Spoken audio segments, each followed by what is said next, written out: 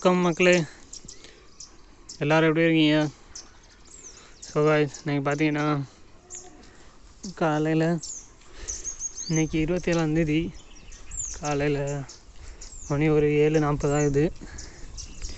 நேற்று நைட்டு எந்த வேலையும் இல்லை, அதனால் நான் போயிட்டு ஒரு 12 மணி போல் ரிப்போர்ட்டை முடிச்சிட்டேன். அடுத்து கோழியெல்லாம் மருந்து கொடுத்துட்டு நான் போய் படுத்து தூங்கிட்டேன். காலையில் ஒரு 7 மணி தான் மறுபடியும் உள்ளே வந்தேன்.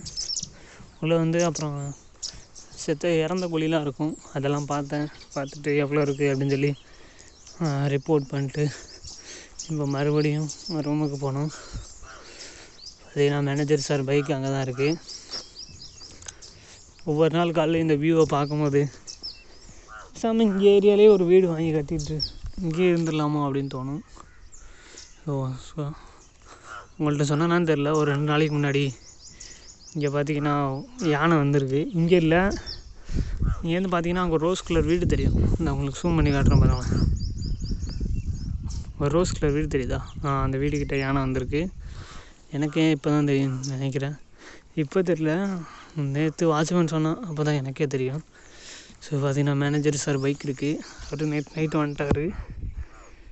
பார்த்தீங்கன்னா தெரியும், ஒரு ஹோண்டா நிற்கும், அதான் சாரோட பைக்கு. இங்கே பாருங்கள், இந்த கிளி அங்கேங்கி, இது கிளி இல்லை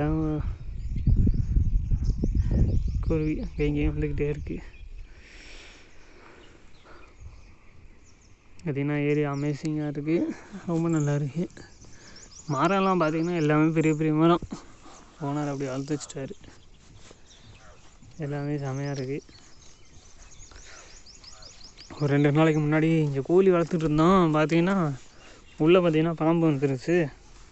லேபர்ஸ் எல்லாம் உள்ளே தூங்கிட்டு இருந்தாங்க. இந்தப்பா வேலை மோஸ்ட்லி இருக்காதனால அதனால் என்ன பண்ணிட்டாங்க, அவங்க தூங்கிட்டு இருந்திருக்காங்க. பார்த்தா திடீர்னு பாம்பு வந்துருச்சு. ஐயோ அவங்க மறந்துட்டாங்க. அதுக்காக நான் கோழி எடுத்துகிட்டு வெளியே போயிட்டேன். வெளியே வேறு ஃபார்மில் போய் இறக்க போயிருக்கேன். கால் பண்ணுறாங்க, சார் உள்ள பாம்பு வந்துருச்சு சார் அப்படின்னு. அடிச்சாச்சான்னு கேட்டேன், அதெல்லாம் அடிச்சாச்சு சார் அப்படின்னு சொல்லிட்டாங்க. நிறைய விஷயங்கள் இங்கே நடந்துகிட்டு இருக்கு.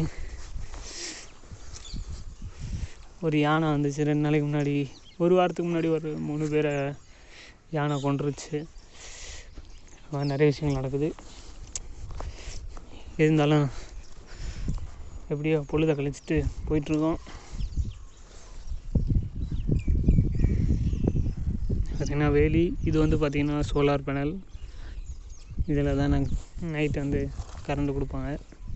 சோலார் பேனலை வச்சு இப்போ யானை தொல்லை அதிகமாக இருக்கனால கொஞ்சம் ஸ்ட்ரிக்டாக ஃபாலோ பண்ணுறாங்க. வந்தியெல்லாம் இல்லை அவ்வளோவா, இப்போ தான் அதிகமாகிடுச்சு. காட்டுக்குள்ளே இருந்து ஒரு 60 யானைக்குள்ளே இறங்கியிருக்காதா சொல்லியிருந்தாங்க. ஜாக்கிரதையாக இருங்கப்பா அப்படின்ற மாதிரி அந்த பக்கத்துலேருந்து வர மக்கள் எல்லாருமே சொன்னாங்க. ஓகே, நம்மளும் கொஞ்சம் கேர்ஃபுல்லாக இருக்கணும்.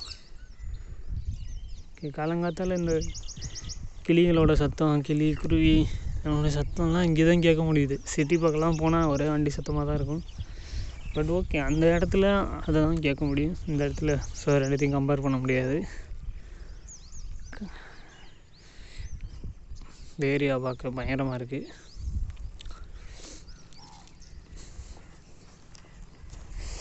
ஓகே, இப்போ நம்ம என்ன பண்ணலான்னா, அத்தி மரம் இருக்குன்னு அத்தி மரத்துக்கு போயிடலாமா? அத்தி மரத்தில் போய் பழம் இருக்கான்னு பார்ப்போம். பலாப்பழம் நேற்று வெட்டினோம், நான் உங்கள்கிட்ட சொல்ல மறந்துட்டேன். பலாப்பழம் தோட்டத்தில் உள்ள அண்ணன் தான், தம்பி எடுத்துகிட்டு போங்கப்பா அப்படின்னு சொல்லிட்டாங்க. நாங்களும் பலாப்பழம் தானே எடுத்துகிட்டு போய் வெட்டினோம். பார்த்தா காயாக இருந்துச்சு.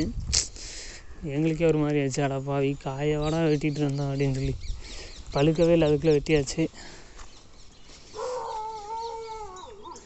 பார்த்திங்கன்னா அத்தி மரம் ஃபுல்லாக காயாக தான் இருக்குது. எங்கள் ஊரில் இது அத்தி மரம் தான் சொல்லுவாங்க. அவங்க ஊர் சைடு என்னன்றதை கமெண்ட் பண்ணுங்கள். பார்த்திங்கன்னா மிளகாலாம் போட்டிருக்காங்க, இங்கே தான் போட்டிருக்காங்க. மிளகாலாம் இங்கேயே போட்டிருக்காங்க. மிளகா, வெண்டைக்காய் எல்லாமே பார்த்திங்கன்னா இங்கேயே போட்டிருக்காங்க.